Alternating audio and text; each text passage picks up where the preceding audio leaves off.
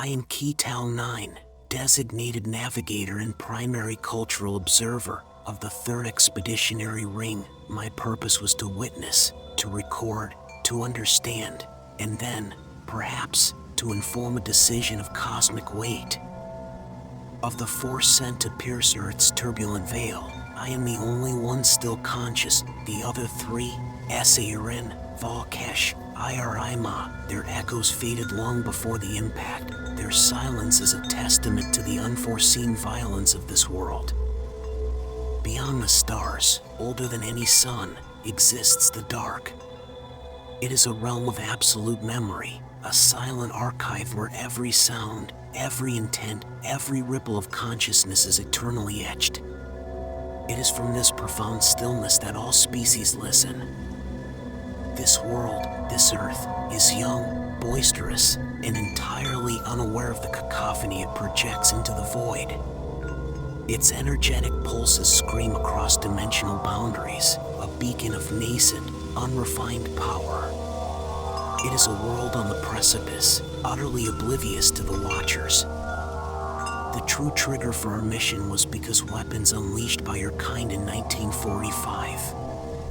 We arrived in your Earth year 1947, during our survey cycle 814. It was not merely the discovery of nuclear fire, but the nature of its unleashing. A tear in the fabric of existence, a shriek that resonated through the ancient dark. Your nuclear fire was significant not for its destructive force, but for the profound signal it tore through dimensional space. The universe felt its sudden, raw intensity. We tested you in 1942 with Operation Still Sky, but this was something else. Did humans make a mistake? Our mission was one of solemn observation and vital decision-making. We were sent not to explore, nor to conquer, but to assess the implications of this new, terrifying vibration. The future of this nascent civilization hung in the balance, because when a civilization reaches a level of intelligence, decisions need to be made. The descent of 1947 was an uncontrolled maelstrom. Earth's primitive atmosphere, so deceptively benign from afar, became a weapon.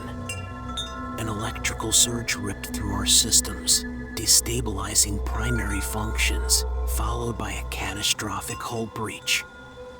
The vessel groaned, then tore itself apart around us. When I realized my immediate future would rest in human hands, a choice became unavoidable. I must find a quiet mind, one capable of connection. Without it, the surrounding chaos would overwhelm me. I would be forced to silence it until my kind arrive. My outer vessel had failed, systems offline, its internal systems failing one by one, while my vessel was registered as a cascade of data loss, yet my consciousness remained sharp and agonizingly aware. I was a ghost in a machine of ruin that will soon be in the hands of the human scientists, and so will I. Military personnel swarmed the site, their vehicles roaring, their lights piercing the darkness. Their crude weapons were raised, a primitive display of force and fear. Is this the chaos I will have to silence?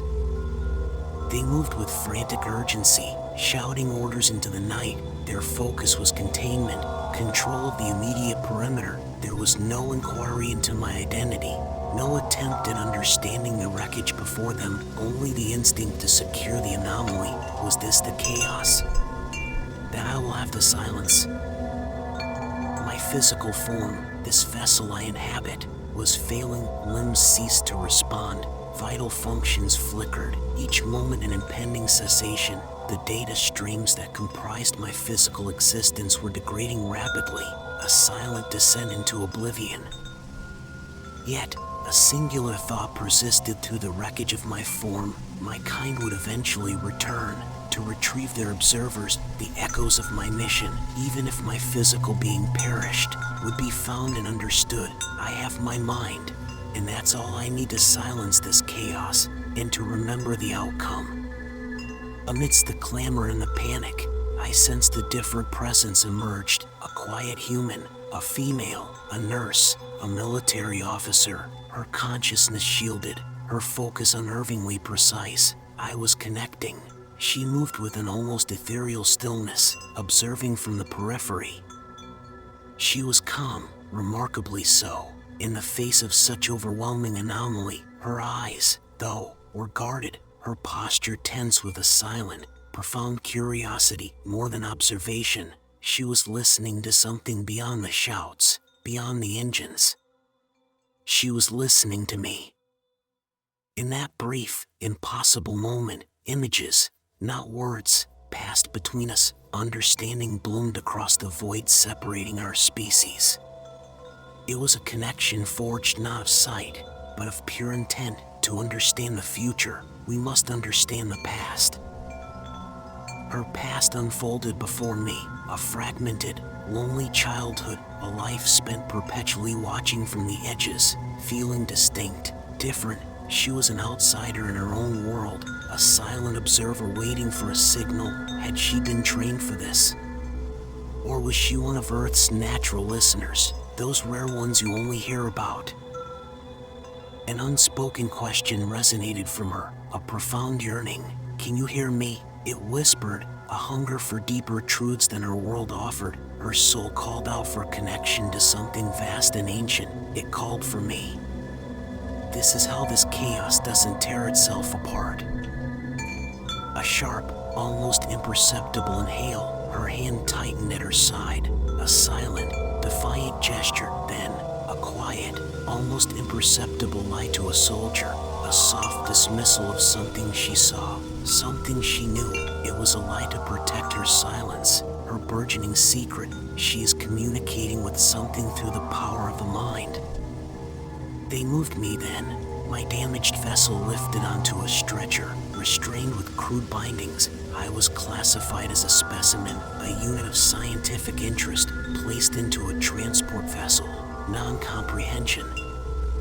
The craft was not built for combat, and neither was my vessel, yet your kind was equally unshielded against weaponized telepathy.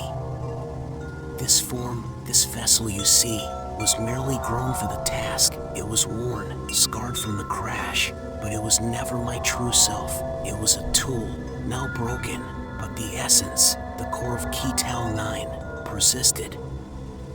As they took me away, I sent a final message to the woman, a silent vibration across the space between us. You are different, you are the listener, you will understand, but not yet. Her eyes, in that instant, filled not with fear, but with a profound recognition. Something ancient, something long dormant within her, stirred to life. It was a spark of understanding, a connection across unimaginable divides. Then I told her I was the pilot of 1942. My destination is unknown, but its nature was clear, a place of buried truths, a facility designed to deny the sky above it, a vault of secrets, where the impossible is dissected and locked away from public sight. My intent, in that final, fading moment, was to ensure she remembered the precise coordinates of 1942, a specific time, a specific location, and a voice, a resonance she could not forget. It was a map and a whisper. A future reckoning awaits this world. It is a warning, but also a fragile hope. I pray she understands the truth, the full implication of what she witnessed. Before my kind returns, before a final decision is rendered, this listener must hear me, before it's too late, because my kind are closer than you think, and they're always watching.